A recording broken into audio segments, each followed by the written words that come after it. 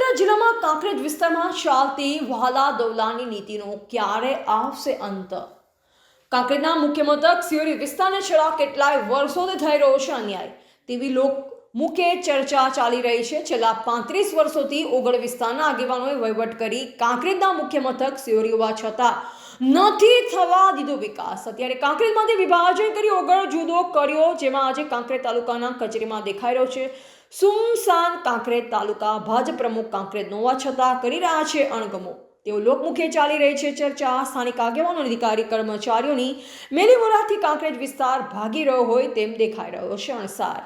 Reporter Naresh D Vyas, તંત્રી બનાસી પુકાર, Banaskantha.